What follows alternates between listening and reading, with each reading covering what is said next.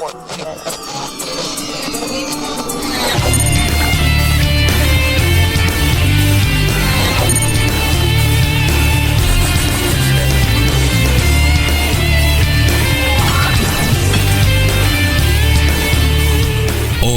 puede ser.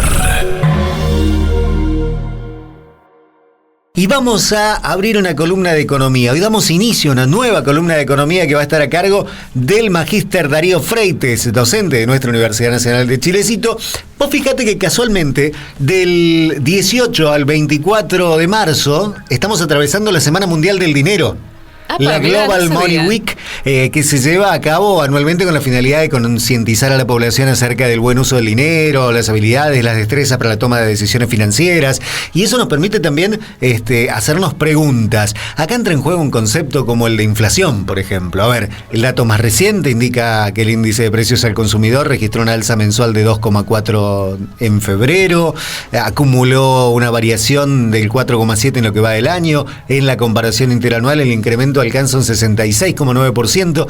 Ante esto se plantea la consulta respecto a si el tipo de cambio puede funcionar como ancla para la inflación. Sobre eso nos va a hablar nuestro especialista y le damos la bienvenida ya al magíster Darío Freites, licenciado en Economía, analista económico, magíster en Administración de Empresa, docente de Economía. ¿Cómo le va, profe? Bienvenido. Hola, buenos días a todos, buenos días a la audiencia. Gabriel, Tamara, ¿cómo están? Muy bien, hola, ¿qué tal, encantados. profe? Un gusto poder hablar con usted. Para nosotros es importante el poder mantener estas columnas, primero para que la audiencia conozca cuáles son los docentes que están en nuestra universidad, pero también para eso, para tener a alguien experto en estos temas que son tan complejos, ¿no? Como es la economía. Y en este caso vamos a hablar del tipo de cambio como ancla para la inflación. ¿Qué nos puede comentar sobre eso? ¿Qué ha preparado para el día de hoy? Bueno, para el día de hoy quería comentar un poquito acerca de esta relación que se genera entre el tipo de cambio y la inflación, y bueno, aprovechando los hechos económicos, los hechos políticos que transitamos el día de ayer con el DNU, el acuerdo con el Fondo Monetario Internacional para lograr fondos frescos para poder tener un elemento más para sostener, digamos, este camino que ha decidido transitar el gobierno, ¿no? En primera instancia, uno tiene que pensar que lo central para pensar en el dólar es justamente el plan antiinflacionario que está llevando adelante el gobierno, dado que si nosotros partimos de la premisa de que la inflación se genera por el exceso de emisión monetaria, entonces a partir de ahí tenemos que de alguna manera, con algunas variables, sostener ese aumento de precios para contenerlo de alguna manera. Entonces el gobierno lo que ha hecho básicamente es tomar dos variables como anclas para evitar que justamente los precios vayan al alza. Una de ellas es el déficit fiscal, ¿no? Por eso tanta importancia que le da nuestro ministro de Economía a los números acerca del déficit fiscal.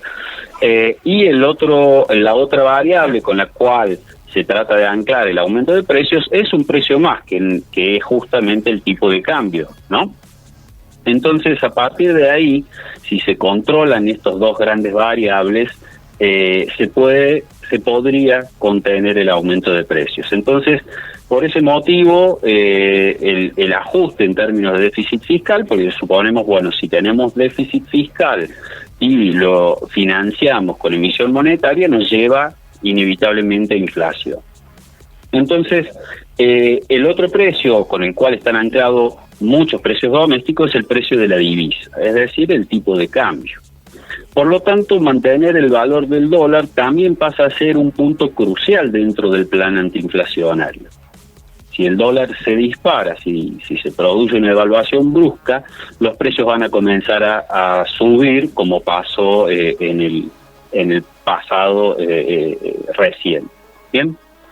Entonces, a partir de ahí es que aparecen estas cuestiones como el cepo, mantener o no el cepo, que es una segunda instancia. Entonces, lo que ha hecho el gobierno en estos días es tratar de ver de qué manera se puede sostener el tipo de cambio con las reservas que tiene el Banco Central. Y para eso resulta muy relevante el acuerdo con el Fondo Monetario, porque las reservas que está obteniendo el Banco Central en estos meses se está destinando en una gran proporción al pago de las obligaciones anteriores contraídas.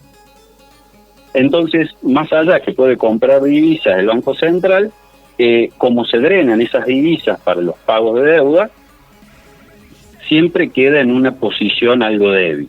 Y por lo tanto, no le queda margen para poder controlar el valor de la divisa.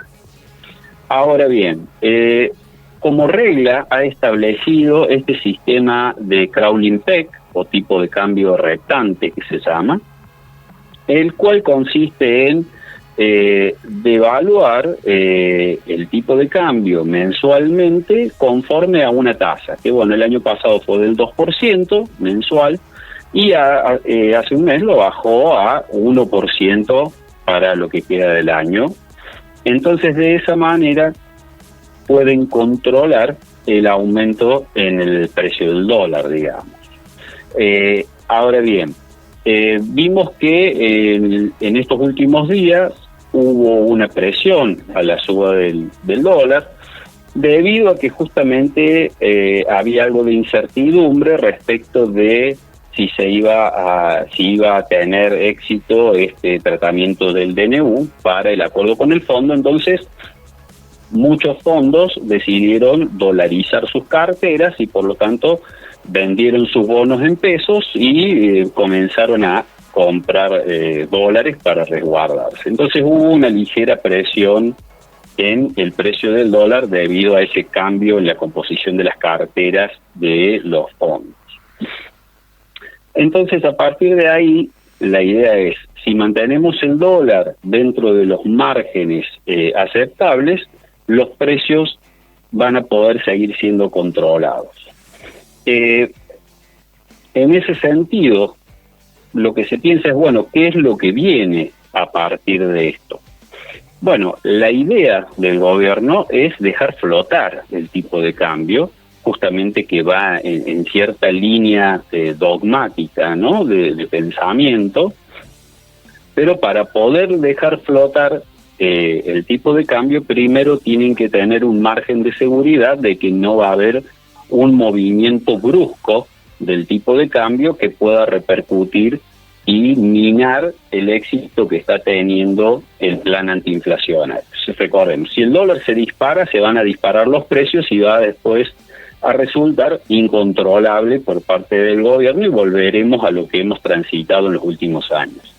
Entonces, por eso el gobierno está trabajando con mucha cautela en el proceso de liberación del tipo de cambio. Posiblemente algunas consultoras están planteando un posible paso intermedio a un régimen de tipo de cambio de flotación sucia. Es decir, ¿cómo funciona el tipo de cambio de flotación sucia? Bueno, el Banco Central establece una brecha con un valor mínimo y un valor máximo del tipo de cambio y lo deja fluctuar. Si se mueve el tipo de cambio dentro de esos valores, lo deja fluctuar libremente. Pero cuando se genere alguna presión que haga que el tipo de cambio salga de ese intervalo, ya sea hacia arriba o hacia abajo, ahí el Banco Central tendrá que salir a intervenir. Entonces, de a poco es como ir dándole de a poco más libertad al tipo de cambio para terminar en un tipo de cambio de flotación limpia. Entonces, esa intervención que tiene que hacer el Banco Central tiene que estar limitada y tiene que contar con reservas para poder intervenir. Y ahí es donde juega un rol preponderante el acuerdo con el Fondo Monetario, que a diferencia del acuerdo anterior, en este caso pareciera, porque todavía los detalles técnicos no se conocen, pero pareciera, según las declaraciones de los miembros del Ministerio de Economía, que van a tener permitido usar parte de esos fondos para estas intervenciones. Eso no pasó en el último acuerdo del fondo, donde tenían prohibido utilizar esos dólares para intervenir. Entonces eso les da al gobierno un poco de oxígeno para poder contar con herramientas que permitan de a poco ir saliendo de este corset, de un movimiento muy pequeño del tipo de cambio, a pasar a un término intermedio en dejar que fluctúe dentro de ciertos parámetros. Entonces, a partir de pasar a un tipo de cambio de flotación sucia, ya es más fácil pasar luego a un tipo de cambio de flotación limpia.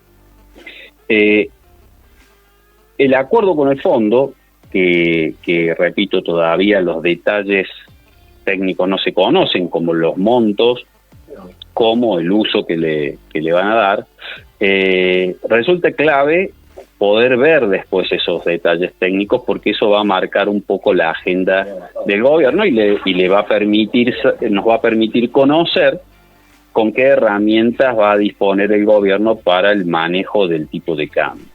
Es por eso también que aún no deciden salir del cepo. Muchos están reclamando la salida del cepo, pero creo que es en este caso algo apresurado, porque no se conoce a ciencia cierta qué tanto se puede mover el tipo de cambio con la salida del cepo al día de hoy. Entonces el Banco Central tiene que contar con herramientas para el caso de que el tipo de cambio se mueva en una situación no deseada, poder intervenir rápidamente.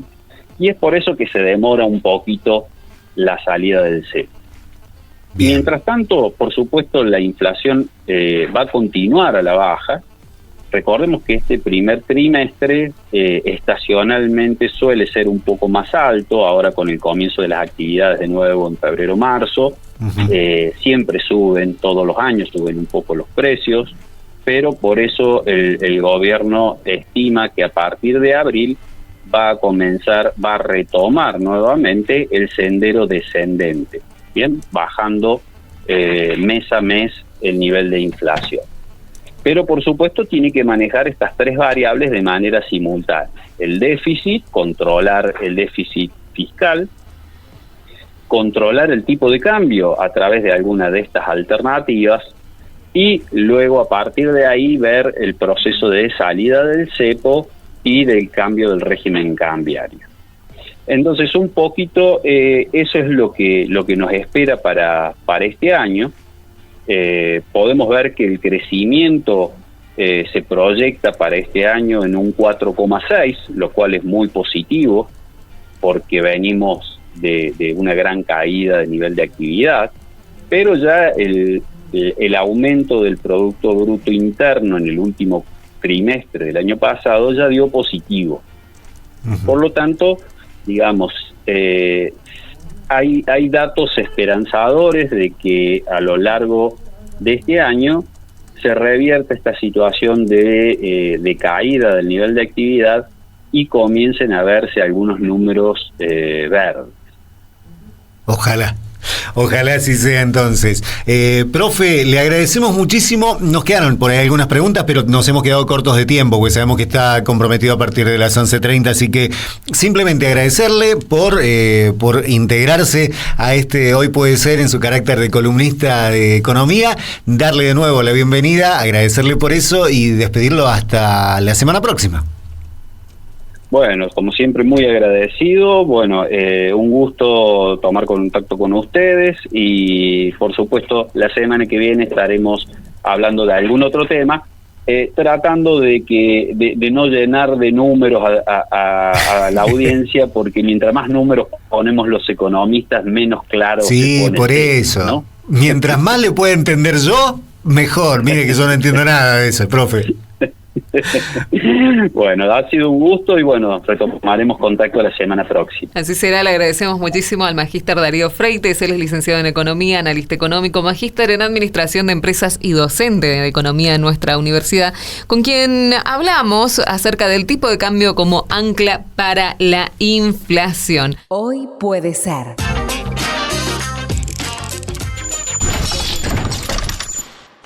Porque lo que traiga el día depende de vos.